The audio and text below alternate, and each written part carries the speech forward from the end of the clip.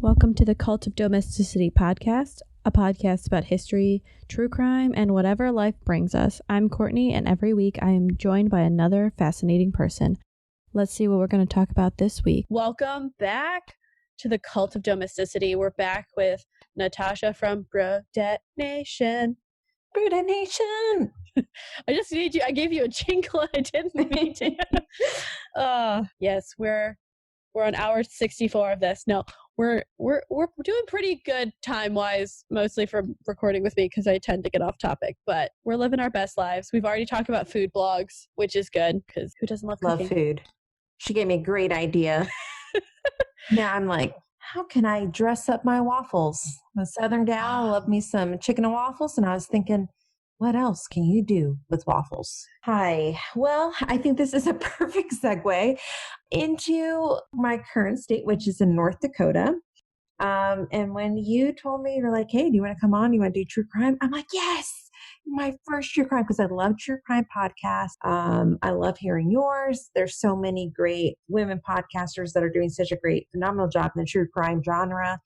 They're interesting and they're scary. I did take a big step back from listening to a bunch of true crime because I was like getting too freaked out. I think you were actually one of the first one who responded back, or like you were one of the early podcast supporters of us way back, almost 2+ years ago.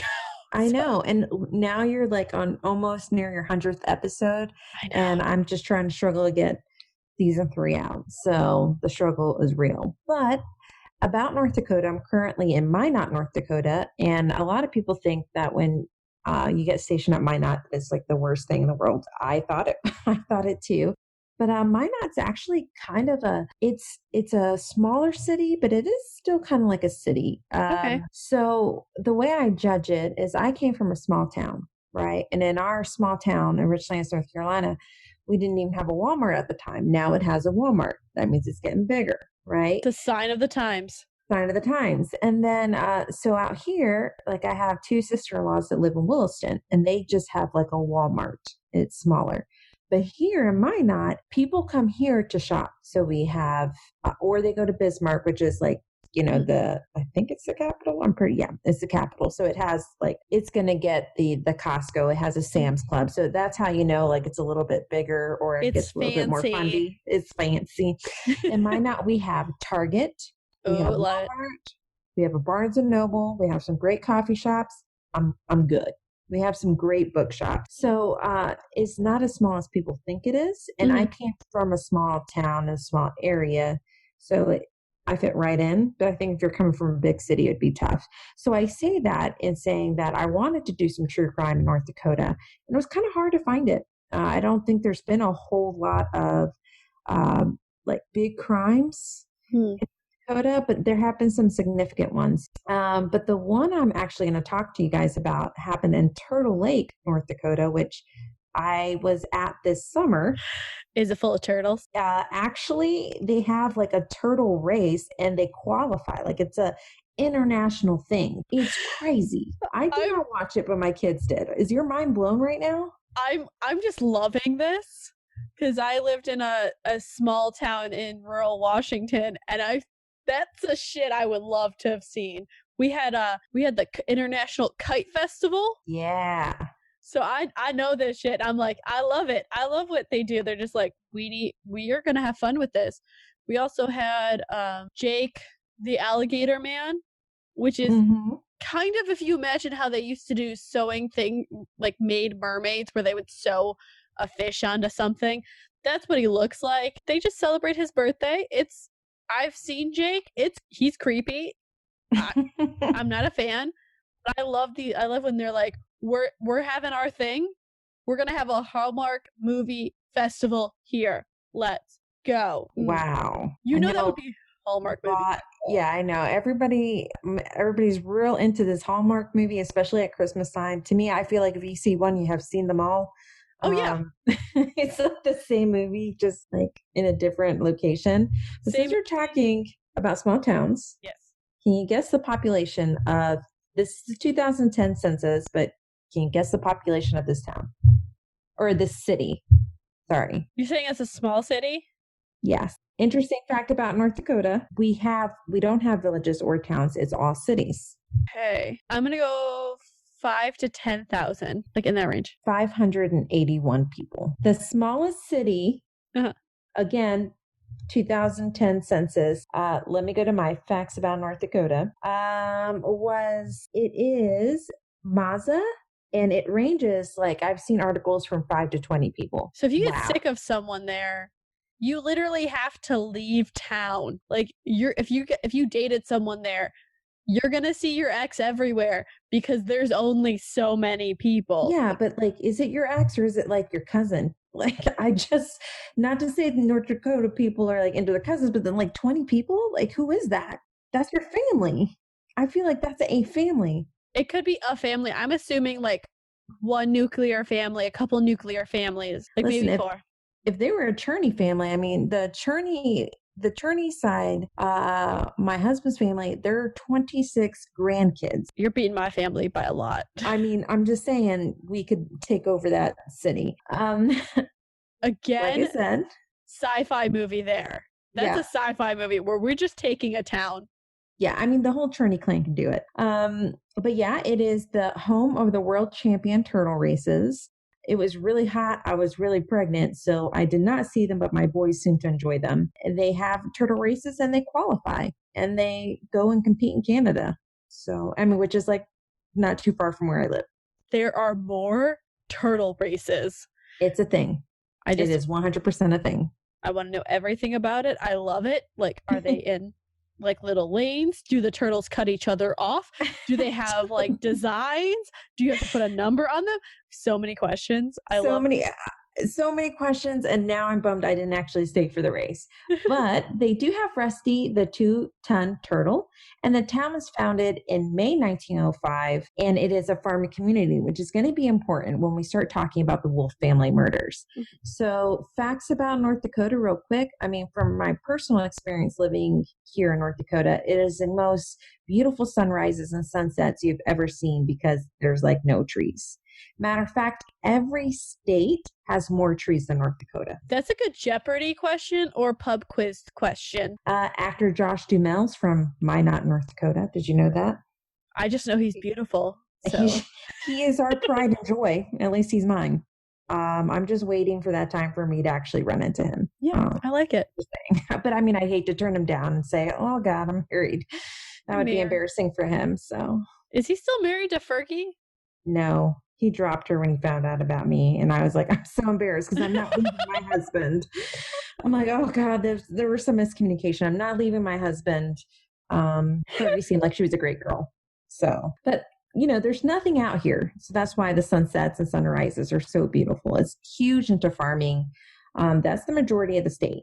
It's oil and farming. That's what's going on in North Dakota. It sounds like Nebraska, but less. Dakota actually means friend or ally. So there's a lot of Native American tradition, culture, just like sewn into the Dakotas. Interesting thing, the reason why there was a North and a South Dakota is because they couldn't agree on where the capital was going to be. So they became 2 different states. They didn't rock, paper, scissor it out? Nope. They're like, bump this. I'm getting my own state. Like, okay. I mean, I can keep going on about all these facts I looked up because I am a nerd. I like it. But like Teddy Roosevelt's a big thing. And I thought that you would really appreciate that being into history. This is known as the Rough Rider State. He lived here. President Teddy Roosevelt did. And he ranched North Dakota. And matter of fact, one of the, it's going to be hard to say because it's military, like to explain that I know there's not a lot of military, but part of the base, their symbol is the Rough Rider. Like they say bully, they carry a big stick, like it's a big thing. They have Teddy Roosevelt reenact at like all their major awards. So Teddy Roosevelt is just like threaded into North Dakota. And I think it's pretty cool. I would say out of most presidents, I'm like the least mad at Teddy Roosevelt historically. Yeah. He's not the best, but he tried to do some good things. Yeah. And he left us with a Theodore Roosevelt National Park. I don't know, he gave us that or we gave that to ourselves, but we have that and it's beautiful. I believe that's the first national park. He gave us the National Park Service. He Can't be did mad not. at him about that. No, yeah. I mean, some other things I'm not happy that he did, but that's a good thing. Yeah. Well, I'm going to just give you a couple more facts and then we'll actually get to the good stuff. Everybody's like, I don't care about North Dakota. Well, I do. And it is greatly misunderstood. And although I'm not liking let me see, what is it? It's -6 right now. It's going to be -14. No. Even though I'm not like a big fan of the weather in the winter, it's been really good to my family and I. So I also want to say it is the least visited state. I think that's something to be proud of. That's an accomplishment. I mean, not many states can say that. And I will leave you with this fact about North Dakota. It grows enough soybeans to make 212 billion crayons. You get a crayon, you get a crayon, you get a crayon. Everybody's getting crayons. I'm wondering how many crayons that would be per person in the state, because apparently Kentucky has enough bourbon reserves that if something happens, every member of their population would get 2 barrels. I think I would prefer bourbon versus crayons. I would. But I mean, crayons are important. My children love to color my walls with them. You know, you need crayons are good. You need to like write things. You can use them for light, like you got the wax. So crayons. Oh, that is true. Multi-purpose. I did not think about that. I will start burning some crayons. Yeah. I normally just throw them away and hide them. What is it? Pinterest has so many ways. You really just need a wick and you just melt them down. You can make a candle, emergency candle. Like with most things on Pinterest, I will probably pin it and then never do it. I will pin it, laugh at it, and continue on with my day. One day I'll do that. Not really. And before I go into Wolf Famers, I know I said that was the last fact, but I do have a really good one. Really good one. And I think that you'll like this. Lewis and Clark spent more time in North Dakota than any other place they visited on their expedition. Did they winter there? I sure hope not, because it's really cold, but they probably did. Yeah, I think that's where they wintered. I worked on the park I worked at in Washington was on the Lewis and Clark National Trail, so I know way too much about Lewis and Clark, so that's actually great. Yeah, I figured that. I was like, actually, that's the perfect one, not crayons. Gosh, I'm such a loser. Go.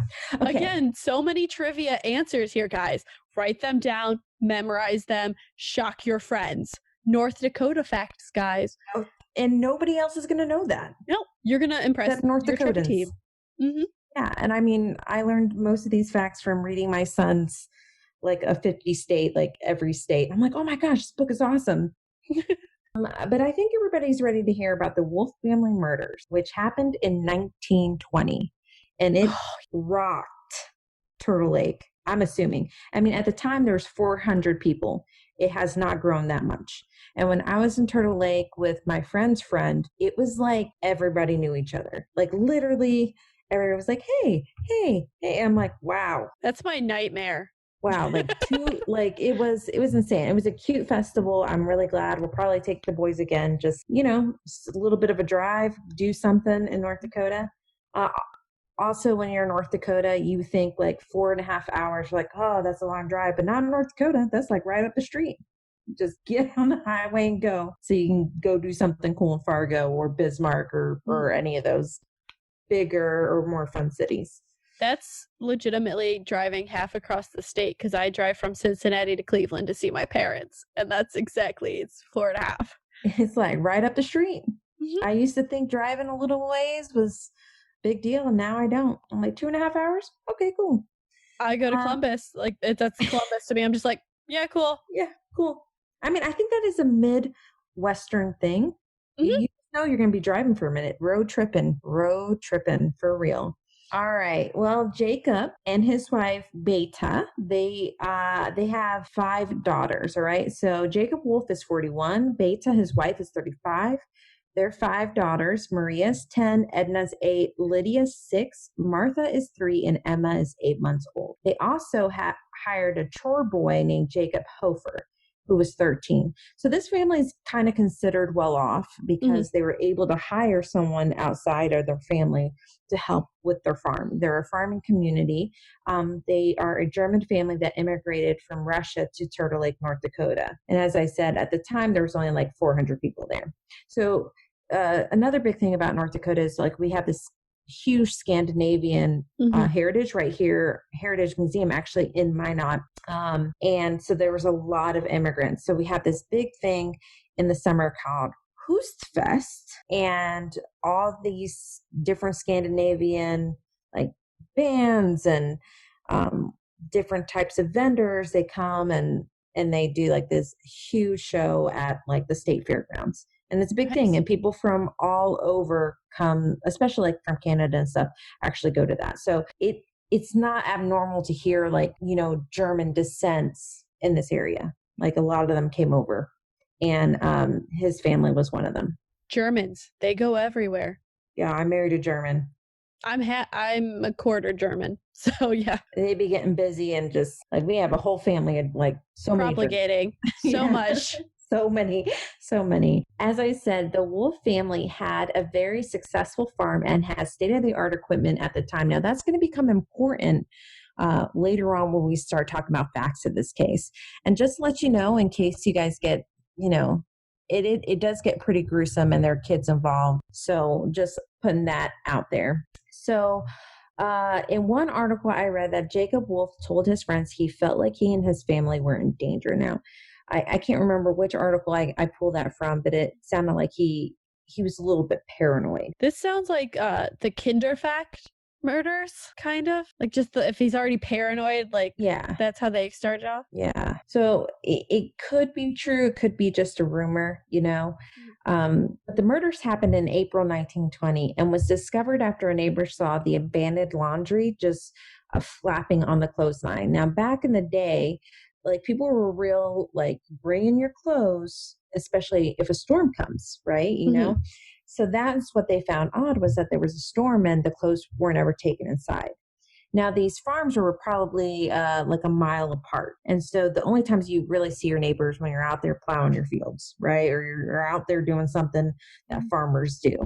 I'm sorry, I don't know more farmer lingo, but I don't. You're throwing those seeds. You're doing something. You're feeding those animals. I've never farmed in my life.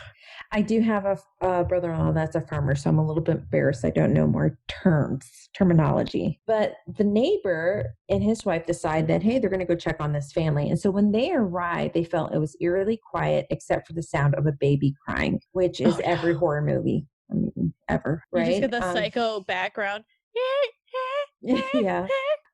He and his wife discovered the first bodies in the barn that were hastily covered with dirt and hay.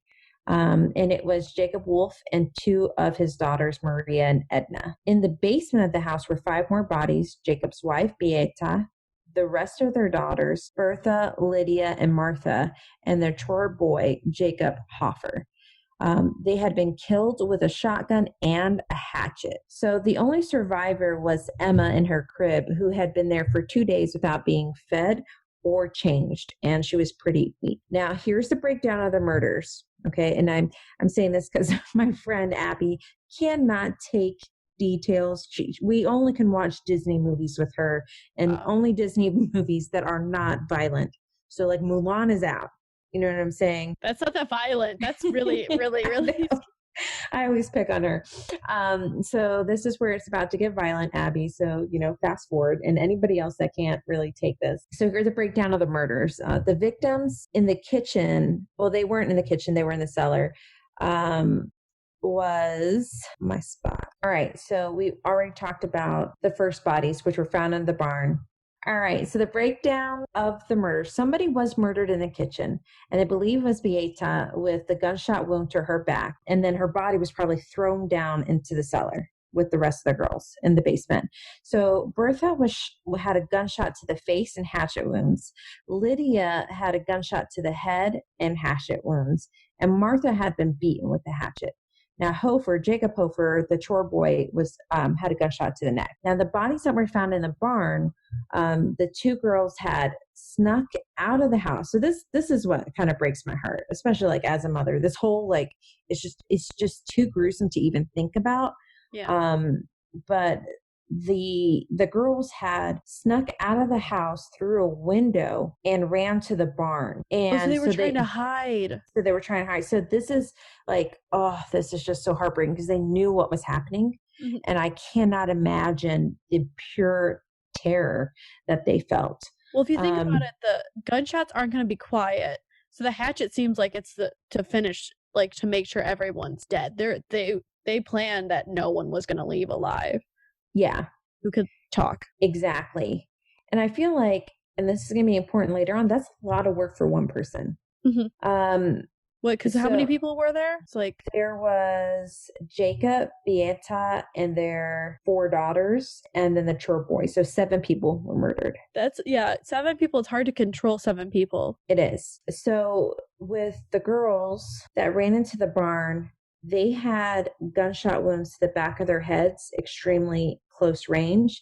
And Jacob, the father, he had 1 gunshot to the back, far range, and then 1 gunshot to the back of the head, close range. Now, the crime scene evidence said that the phone lines were cut, only 1 pool of blood in the kitchen. Remember, that's where Beata was.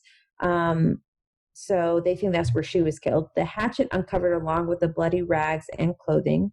Bertha and Jacob were allegedly found with gloves on. So that could have meant that they were out like farming and taking care of the house on the outside. The killer may have forced the girls into the cellar where they were killed.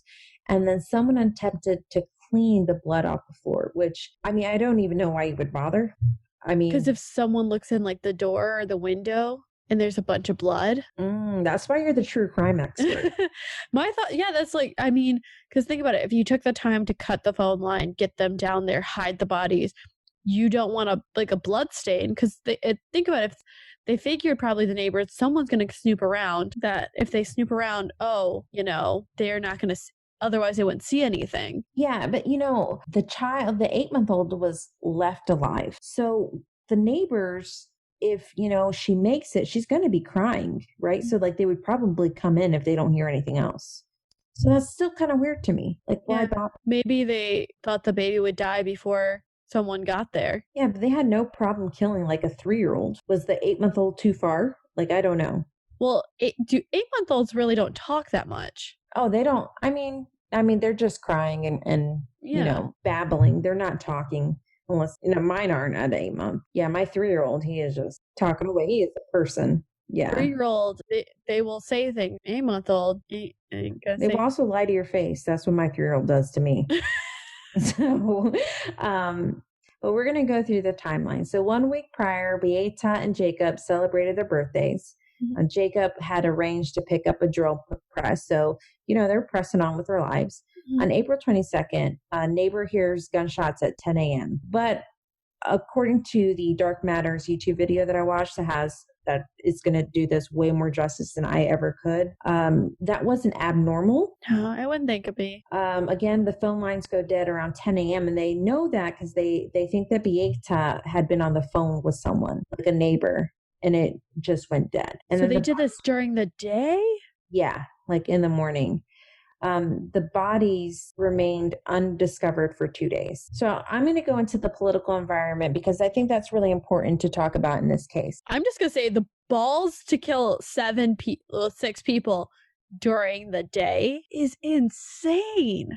And again, I'm going to say, I feel like that's even more insane for one person. Yeah. So Governor Lynn Frazier at the time was, obviously the governor, and Attorney General William Langer was running for governor. There was a lot of heat on the Governor Lynn Frazier to figure out who killed this family because everyone was, terrified. They murdered women and children, which it doesn't even even now, almost in 2020, there's still a lot of don't murder women and children. So if you think about that now, think about it in the 1920s. That is a huge deal. Yeah, even I feel like it's always been don't kill children. They tend to be viewed as innocent. So don't kill children, they're innocent. Women were viewed more as children at that point. So yeah, definitely it would run like a wildfire through any society, any community. Especially if you think of if something like that happened in Turtle Lake, everybody would be like, what? what happened to Turtle Lake? Turtle Lake is so little, and it was so little back then as well. I mean, I'm sure in North Dakota, there were, like I said, tons of cities that were small. So this could, at the time, been considered probably a larger city, right? Yeah. And population was probably a lot lower than it is. I mean, obviously than it is today. But it was, I mean, definitely a big deal, and it drew in a crowd. I mean, it drew in 2,500 visitors to the funeral. Oh, It I is a believe town it. of 400. Like everybody wanted to go see these bodies because it was like a big deal. All the German papers were writing about it. So that's how you know how connected the Germans were still back to Germany. So that's how you know that there was a large population if all the German papers were covering it because they were German immigrants. So people were terrified, and they didn't feel like the governor at the time was doing very much. And I think that probably has to do with the fact that they're immigrants. Just because, look through history, they were probably dragging their feet. Yeah. Or maybe the governor didn't want to touch that because he's like, I'm up for re-election. I really don't want to be involved in this, 7-person murder, which also kind of suspect, right? It's during the election season, and right before the election, this whole family is murdered. Yeah. And you also have to think for the town, the community, was it a local murder? Are you around that person? Like, how do you know that person? The murder could be like, you could meet them at the pub or like at the store. You don't know. Yeah. And it's really scary. You just don't know. And then who knows, rumor mills and everything like that. So get this. So the attorney general was like, hold up. I got to watch me solve this murder, because he's like, I'm going to hire my own people. I'm going to hire my own investigators, and I'm going to figure this shit out. Right.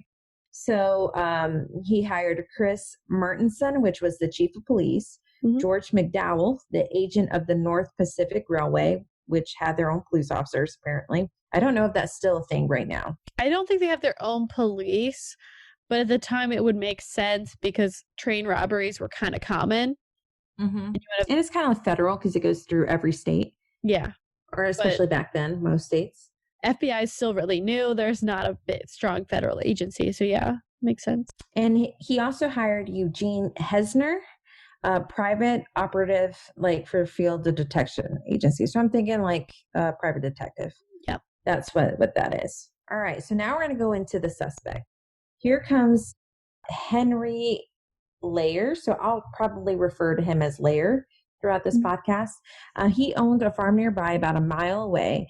Layer was also German, who immigrated from Russia with a large family of 6 children. Layer was among the 2,500 visitors at the funeral, and managed to look suspect because he kept opening the caskets that were closed, mind you, and look at the faces inside. That's suspicious. That's just weird. Yeah, that's suspicious. But normally, isn't it like if you murder someone and it's personal, you don't want to see the face? Yeah, I'm not sure. But, in the Dark Matter YouTube video that I watched, it did say that it was actually custom for the Germans at that time to have open caskets regardless of what happened. That makes sense. We have pictures of our relatives back in Germany, and there's a picture from the baby funeral. So baby fell in a pot of coffee. That's how the baby died, or at least what my great uncle found out. But yeah, no, they definitely, a lot of the pictures were from funerals, and they were open casket, which is creepy because funerals were in your house then, because funeral homes weren't a thing. Yeah, it's creepy. And there are so many caskets in this. Their funeral is actually outside. So there are pictures, if you look it up, of this family out, like all these little caskets, and it's just super sad. Little caskets are the worst. Yeah, I mean, I can't even. But he also raised suspicions. This is my favorite part. I mean, that was creepy enough, but almost understandable. Like, I'm sure he wasn't the only person, right? But he was already a neighbor. He was in town. People knew him. So he probably wasn't the only one like, hey, let me take a little peek under the hood, right? It's culturally appropriate. Yes. But when he was discovered prowling around the wolf barn by a sheriff. So this sheriff thought, if I stake this out, I'm pretty sure the killer's going to return to the scene of the crime. Yes, I love it. It's some Mindhunter shit. Let's do it. So he he's kind of like sneaking around the property, and the sheriff kind of busts him. And he said Lair seemed eager to help. Well, he didn't say that. The article said that, but Lair seemed eager to help. He suggested to check the hay in the barn and ended up pulling out a handful of spent shotgun shells. But the reason why he wanted to look in the barn was because he's like, yo, let's get some eggs from these chickens. Like, obviously this family's not going to use them, so let's get some eggs. I'm like, I got 6 kids to feed. yeah, I need some fucking eggs. some eggs, and they are not using it, and that is why I'm here. So, like, kind of cruel, but at the time, like, you got babies to feed. They aren't using the eggs. It's a little bit of inserting himself into the investigation, a little bit being practical. Like, if he didn't say, hey, like, if he just came up and said, hey, do you care if I take the eggs? Cop probably be like, okay, cool. But he's like, hey, you should check the hay for, like, evidence. Then I'm like, You looking real suspect right now. And so he was arrested, and after a long interrogation, he confessed to the murders and was sentenced to life in prison at hard labor. He only made it 5 years before he died, right? So he had told the police he had gone to the wolf farm to confront his neighbor about a dog that had bitten one of Lair's cows 6 months prior. That seems like a delayed reaction. Yes. So this was the account. Now, the police went hard at him, right? They did all sorts of tactics. Some like punching tactics. Yeah. Some kicking tactics. Told him that a mob was going to come after him, so he better just confess and stay here. He was safer to stay in jail. So he just said what he needed to say. Some, would you like a really, really, really long drink of water tactics? Yes. They put the railroad cop in like regular clothes, and it made him seem like he was an inmate in his cell, so they can rehearse a interrogation, or not interrogation, a confession, but they didn't get it. They didn't get it until after they started going hard at him, right? The problem is, at that point, it's been proven that interrogations work, but torture doesn't work, because you're just going to say whatever you need to say to make it stop. Right. And so there was some of that torturing going on. Lair said it was Wolf who produced the shotgun, a double barrel. There was a scuffle and both barrels went off. The first killings were accidental, Lair said, and after that he was in a fog. According to Lair's confession, Beata and the hired boy died from the first accidental shot, which, there was a pool of blood in the kitchen. Jacob then ran and Lair shot him, but which is also kind of suspect because there was one long range shot fired at Jacob. So that could be possible with him running away. Daughters Maria and Edna heard the shots and fled into the barn. Lair said he followed them in and shot them. He then went into the house and shot Bertha, Lydia, and Martha. The youngest, he said, he bludgeoned with a hatchet. Now, mind you, they had pretty much told him what had happened and shown him pictures. Yeah. Right. So this is an episode of confession tapes, but 1920s edition. Yes, absolutely. He said baby Emma was spared because he didn't find her. He covered the bodies in the barn with hay, pushed the bodies in the house through a trap door in the cellar. So he knows his house pretty well, especially if he's had this time in broad daylight. Yeah. So it doesn't seem like he thought this through. Mm-hmm. Right. Then he went home to his own farm and his children. Right. So soon after the family was murdered, I'm going to just put this in here. The farm and all of its equipment and possessions were auctioned off. Now, in Dark Matters, they talked about that seems very suspicious because, one, they sold it off quickly.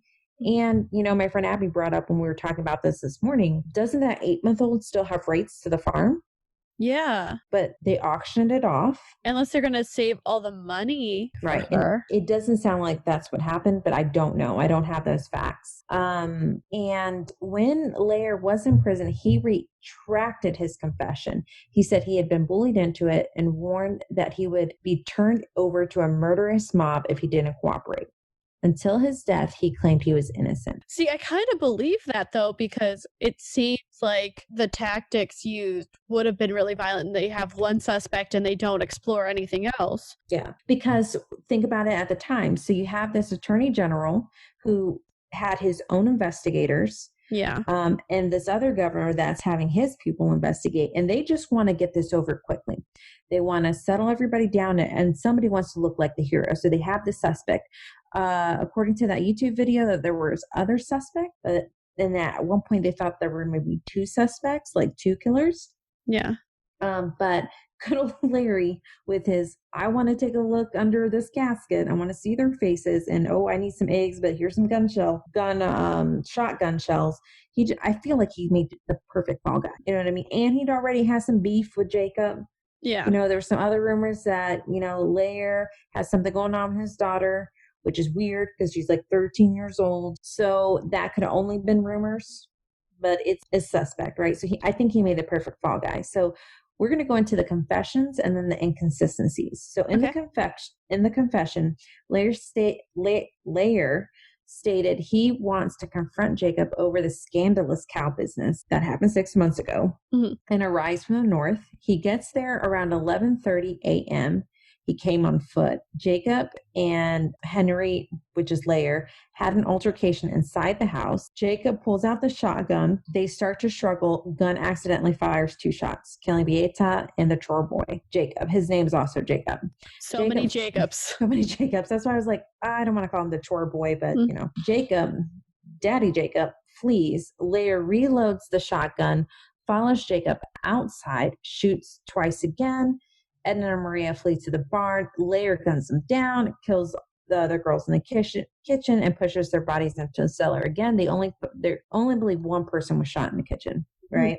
He said he drags Jacob's body to the barn, which even though it's like a mile away, you would have to see, I think like even if you glanced over, seems like they would check on each other, right? I mean, they're all pretty much immigrants, and it just seems weird that he would be like dragging a body. He leaves the property and the baby alone. He didn't kill her because he didn't go into her room. Now, the evidence. No one saw Lair on or near Wolf's property. Timing is off because the shots heard and the phone lines were cut at 10 a.m. It's unlikely that Jacob would have even allowed Lair inside his house, especially if there was any sorts of rumor about him and his children or him and his wife or whatever the rumor is. And then this, scandalous cow business of, Wolf's dog biting the cow, which turns out later that Lair was able to sell for a good price, like a really good price. So it wasn't even that big a deal. Yeah. Right. So again, he says he reloads the gun, as in Lair, the suspect, but how would he know where the ammunition was kept? Yeah. Right. Like he said, oh yeah, I know this ammunition. Right. Well, I guess if it's your neighbor's house and you've been over there a lot and he's like, oh, grab, like you're going to go do something, but still it's just like, then you would know where the baby's room was. Yeah. And it didn't seem like they were on good terms, but I really don't know why he came over, like it's kind of weird, but I'll admit that. So Edna and Maria were shot while they were hiding, and the remaining girls were in the cellar and not the kitchen. 8 shots were fired. I feel like that's a lot. Even if you're used to gunshots by farms, I feel like 8 shots is a lot of gunshots for nobody to do anything. And I'm assuming they weren't back to back. I'm thinking if they were in the cellar, it would have been dampened enough. Yeah. But any of them outside or on the first floor, you would probably hear it, especially a shotgun.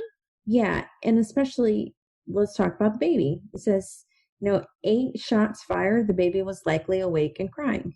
Maybe. Some babies sleep through some crazy stuff. Except my children at night when I need to sleep.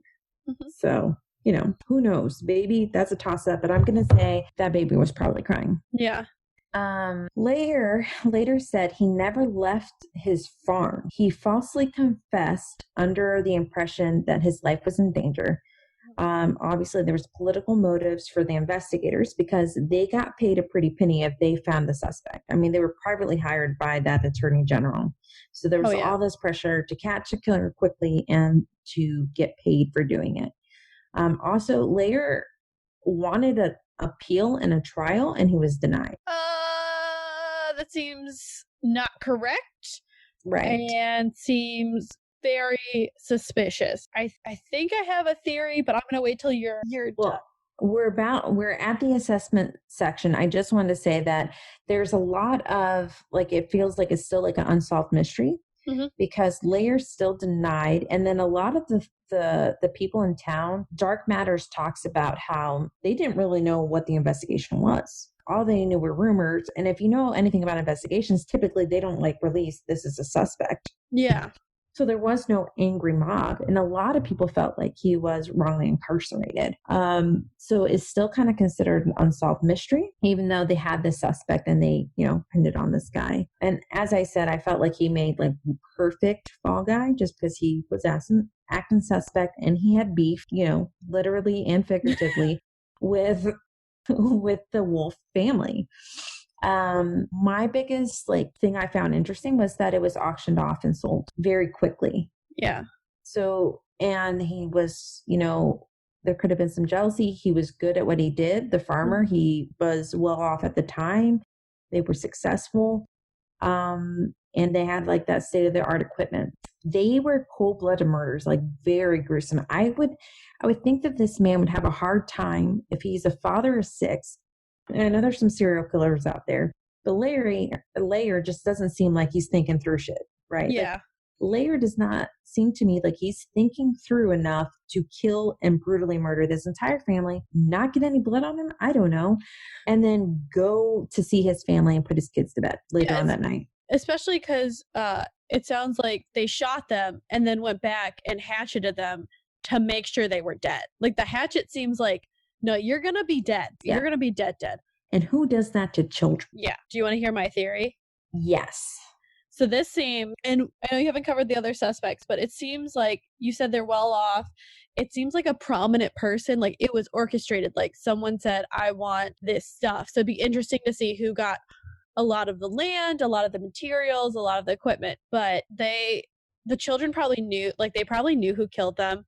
It was obviously pre-planned if you're going to cut the phone lines, but it seems like a cover-up because if you're in this for the reward, I'm sure Layer acting weird could have been him at the funeral and they're like, oh, watch the barn, and he stumbled upon it, and some prominent officials in the town could have pushed it, or a prominent person in the town could have pushed it. Or he also, I think, claimed that they were planted. Oh, really? Mm-hmm. So they could have been planted because the sheriff was joined by 2 other people, 2 other law enforcement agencies, and they all went to that barn together.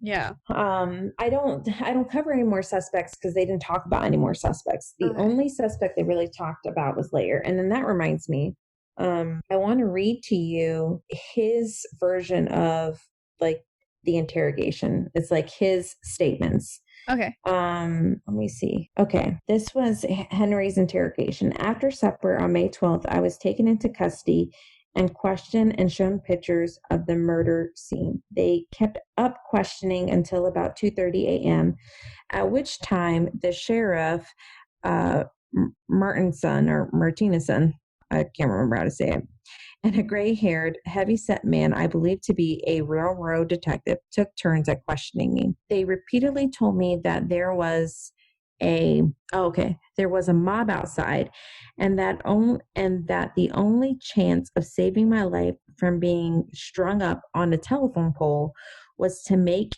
a confession and have them get me out of Washburn. They cursed me, took my chair away from me, and made me stand until I was dizzy and faint. All this time, I maintained that I was innocent and that I knew nothing of the murders. Finally, the man that I thought was the railroad detective beat me along the side of my head and took me by the hair and pulled, after which he sat down across the table from me and related to me just how the murder happened and told me what I would have to say. Then he got up and shook a billy club in my face. That's how you know it's old school, billy club, and told me that if I would not say what he wanted, he would, beat his brains out. I then gave up and started to cry and said that I would do and say what they wanted. That sounds probably think about it.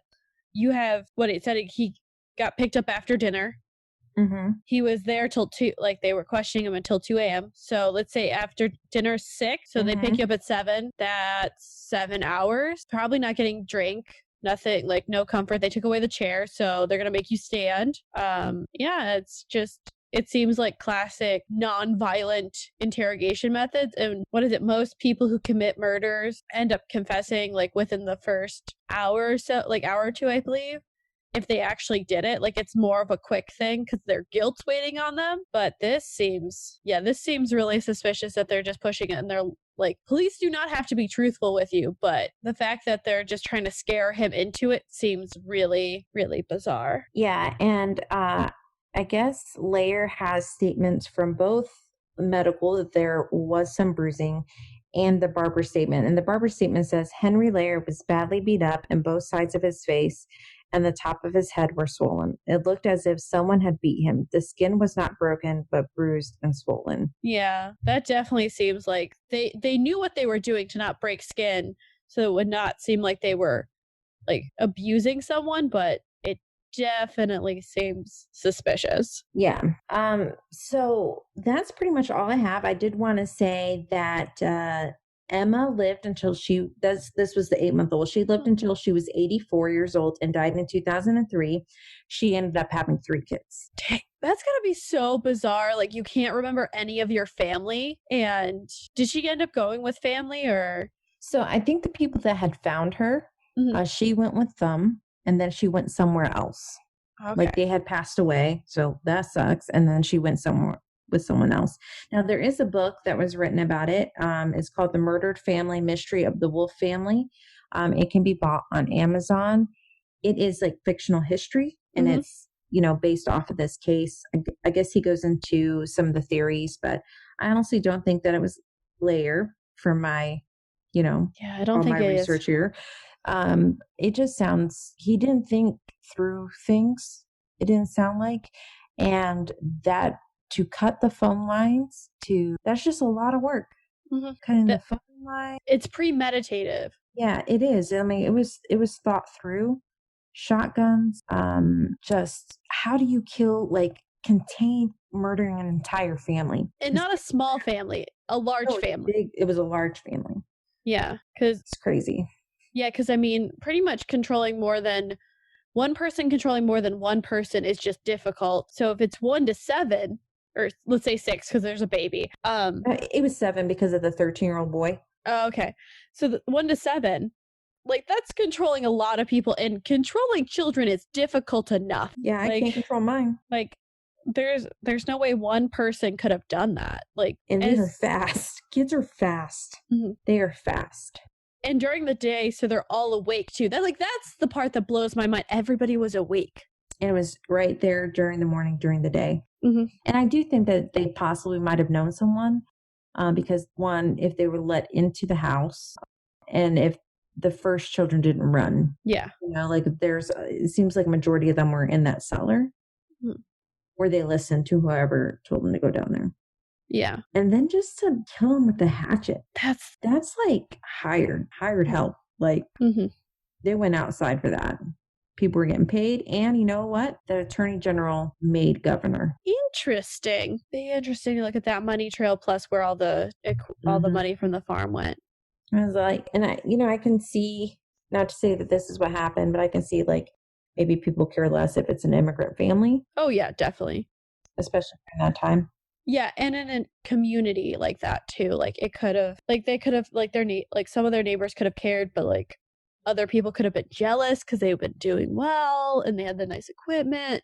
There's many options. Yeah, and if anybody wants to like hear more about this murder, the YouTube channel Dark Matters, it's their 7th episode. It's called The Wolf Family Mystery. It's primarily where I got most of my research, and then I also use the lineup.com, which is on the Wolf family, where I got a lot of my information. I plan on reading the book, but since I did a lot of last minute research, I did not read the book beforehand, but I plan on reading it because I do find it fascinating. I do think it's a conspiracy.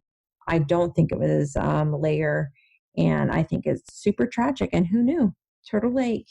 Little Turtle Lake, if you would have told me that this summer, that it had like a gruesome murder. Oh, and that farm is still going. So somebody goes on that land for all those murders. That's so fucking haunted. I don't think that the original house is still there, but yeah. Would you live in that house? I mean, I don't know if I would live on that land. I mean, maybe I'd live on the land. I don't know. I mean, the house isn't still there, but I would farm the land, but fuck being there after dark. yeah. I mean, I'm kind of jumpy. So when I was putting this together, I was like, this is why I could never be a true crime podcast person, because I was like researching. I'm like, oh, like feeling like somebody's like around waiting to get me. So I'm terrible at that. I really enjoyed coming onto your podcast, and I really appreciate you letting me do my first true crime, especially in North Dakota and Little Turtle Lake. Oh, yeah, you're welcome. Do you want to tell everyone where to find your podcast, your wonderful, wonderful podcast? Yes, you can listen to us on Spotify, iTunes, Spreaker, Podbean, Google Play, you name it, iTunes. We are on there. Give us a listen. Brodette Nation is a storytelling podcast which women share their stories, their struggles, and we talk about owning your story. It's a very uplifting podcast. It's all about the sisterhood, and if you're struggling, having a hard time, I suggest that you give it a listen, because I do think that when one person shares their story, it helps somebody else own their story. So that's the Brodette Nation podcast. Yeah, and next week we'll be back with someone else, and hopefully Natassia will be back to tell us more stories about North Dakota. Yes, and now that I know that there is so much more research to do, I will be better at. I felt like I was writing a paper very last minute, so I've been researching and listening all week. But I like to bring a little bit of North Dakota to your podcast. I appreciate it. So we'll see you guys next week. Bye. Bye. Hey, it's Natassia Turney from the Brodette Nation podcast, where I interview everyday women who own their stories. I've talked to military veterans, entrepreneurs, stay-at-home moms, fitness gurus, single ladies, and many more. My goal is to talk to as many different women as I can on issues that are important to their story, and hopefully yours too. Listen on iTunes, Google Play, Podbean, and Stitcher. Follow me on Facebook, Twitter, and Instagram at Brodette Nation. For more information, visit my website, www.brodettenation.com.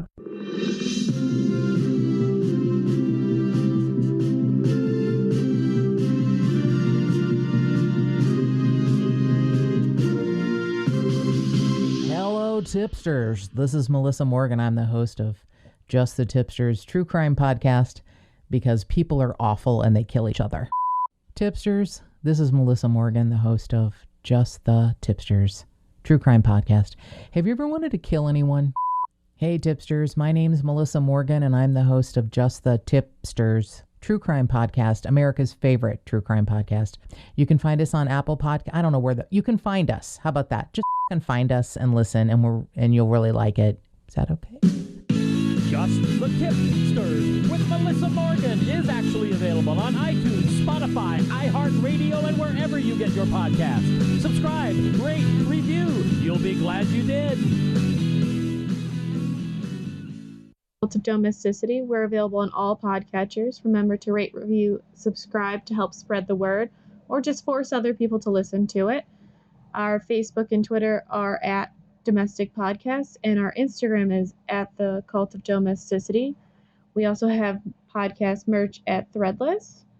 As well, if you want to support us financially or show some appreciation, we have a PayPal tip jar and a Patreon, which has some pretty great perks. Any topic suggestions, feel free to email us at domesticpodcast@gmail.com. Remember to stay domestic and cult free.